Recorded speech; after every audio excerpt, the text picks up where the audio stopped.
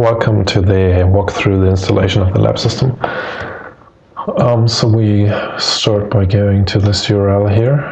We're already there, then we go to SourceForge to obtain the files we need. So you could either download the zip file and extract it into the destination directory on your web server, or you can do what I will do right now. You can directly use the current copy from the SVN. Okay, so I copy this string from the SourceForge page and I check it out to the current directory, which I denote by using the dot. So the system is downloading now the latest copy from the SVN on our web server. And here we go. Okay, as you can see, the files are there, and as I'm currently root, they are owned to root, and I want to own them to the correct user in my web server.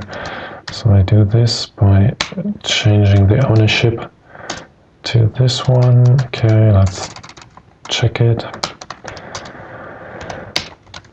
Alright, looks good. Okay, so next thing we do is we run the setup shell script if you're on the Linux. If you're on the Windows, you might have to change permissions for some directories, but the setup script inside the PHP will tell you about that later. So then you can just skip this step here.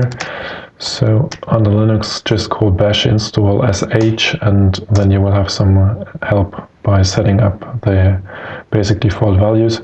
So the system contains of 3 databases: the working database for the most volatile data, which is for the courses, then the data database, which contains the questions and answers and example solutions, and finally the user database. And so my database, I just keep the default values, is indeed on localhost, and the user I want to use is root. So you can use any user here that has the right to create databases on your web server, or if you created the databases which you provide here already. So if I would have created the lab system database here already, then the user name I provide here would have to have rights to create and alter tables within the database server.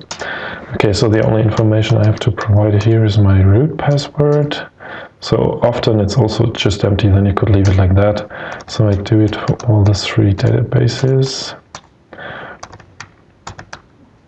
Okay, and as I told you, these are the default values, and so any scheme is that you load the default values, and then you can have overrides. And so in this configuration file for the user administration, which is denoted by user admin later, we have overrides for some fields, so we could set different things here. So the user administration has its own database and working database, so you may see use of that in other screencasts. So by now I leave it like that, and in my demo configuration, which we'll set up also soon, I might also have overrides, but currently this is not the case. So the demo database will just use the default values we have here. So values you don't provide, like the username and the password, are assumed to be the same you have here, so they are not overwritten, so those from here are taken.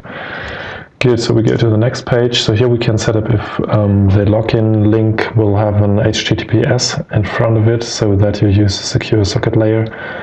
I highly recommend to do that, because otherwise people might sniff your passwords when when you're browsing to your server. As I'm just working on the local machine here in the network, and as I don't have an SSL web server set up right now, I just disable it here. But you should really enable it and set the root of your SSL web server to the same your non-SSL web server has it for the lab system.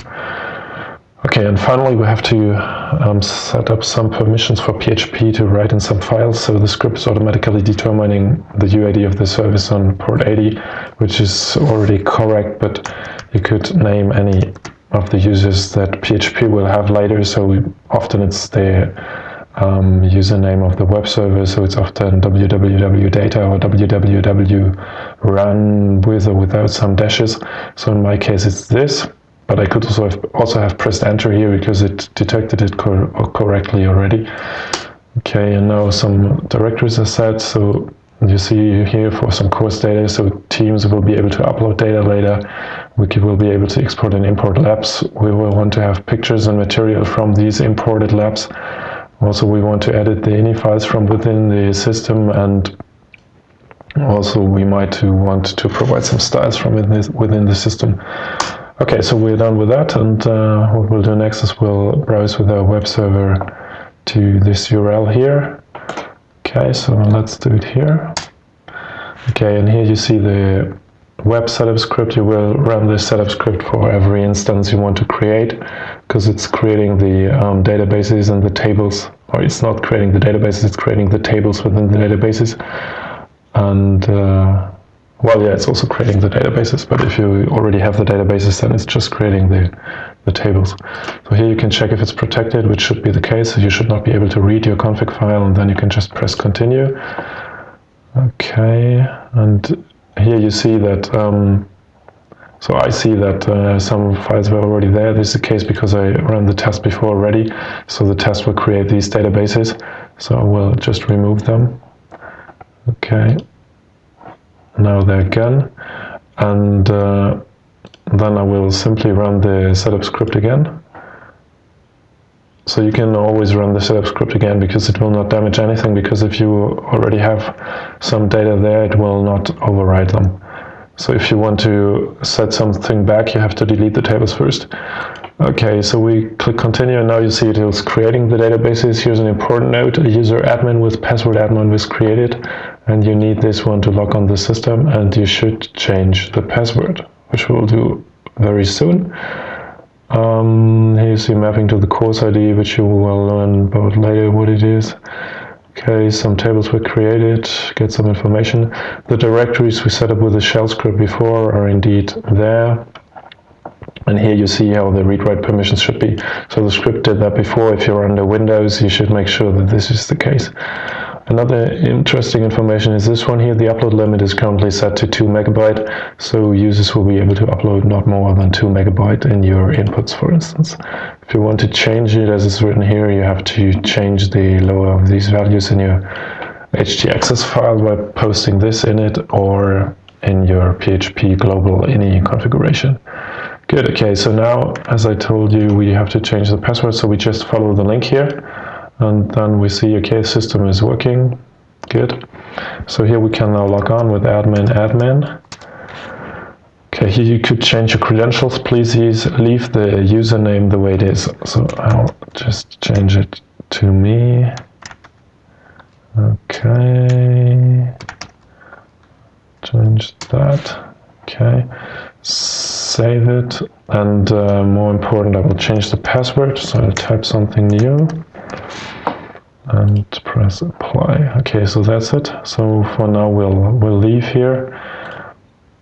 Okay, and we return to the setup script, and here it says, okay, we can continue with the initial setup by setting up the demo instance. So this is what we'll do next. We can check again if it's protected, and then we press continue. Here you see the user database was already there. The admin user is mapped to our new course, which is identified by this here.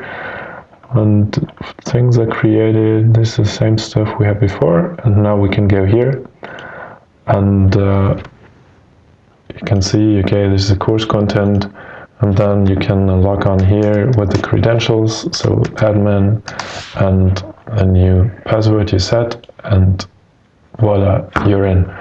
So that's the installation. It's finished here, so have fun with the system, and have a look at the next screencast to see how you get started with the system.